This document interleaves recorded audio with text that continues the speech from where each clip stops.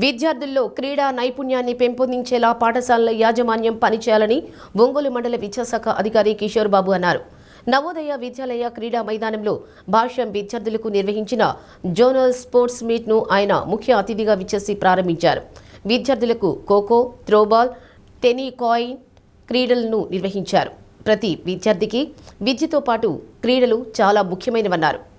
క్రీడల వల్లనే మానసిక ఉల్లాసం కలుగుతుందని, తద్వారా విద్యార్థులు అనుకున్న లక్ష్య సాధనను సులువుగా అధిగమించవచ్చునని తెలిపారు. కార్యక్రమంలో zonal incharge Srikrishna Ganesh, principal Venkataramana తదితరులు పాల్గొన్నారు.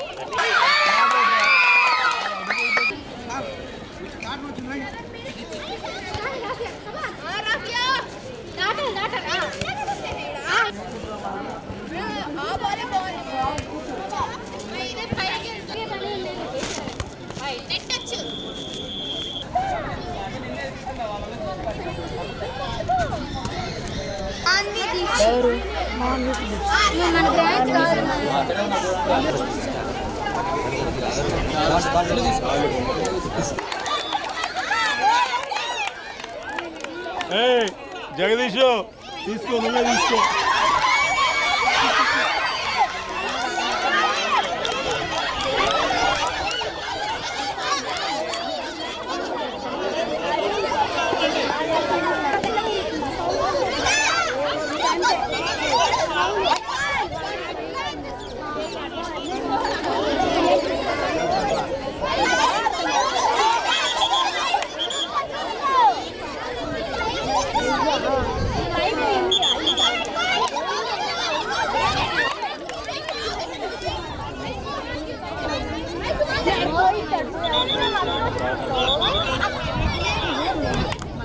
భాష్యం విద్యా సంస్థల వారు ప్రకాశం జిల్లాలోని తమ 10 బ్రాంచీలకు గాను జోనల్ స్పోర్ట్స్ మీట్ ప్రతి ఏడాదిలాగే ఈ సంవత్సరం కూడా నిర్వహిస్తున్నారు. ఈ సంవత్సరం నవోదయ విద్యాలయ గ్రౌండ్స్లో ఈ కార్యక్రమాన్ని నిర్వహించడం జరుగుతోంది. మొదటి రోజున 10 బ్రాంచీలకు సంబంధించినటువంటి సుమారు 450 మంది బాలికలు వివిధ క్రీడాంశాలు ఖోఖో కానీ, అలాగే టెన్నికాయిట్ కానీ, త్రోబాల్ కానీ, 100x4 రిలే పోటీల్లో కానీ ఇలాగ వివిధ క్రీడాంశాల్లో పాల్గొనడం జరిగింది.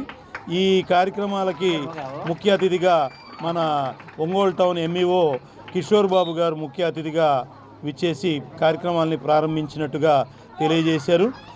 అదేవిధంగా ఆయన మాట్లాడుతూ పిల్లలకి చదువుతో పాటు క్రీడలు అనేటటువంటిది ఎంతో ఉపయుక్తంగా ఉంటాయని, అదేవిధంగా మరి ఫిజికల్ ఫిట్నెస్ అనేది ఇప్పుడున్న పరిస్థితుల్లో ఎంతైనా అవసరం అని చెప్పి ఈ సందర్భంగా తెలియజేశారు.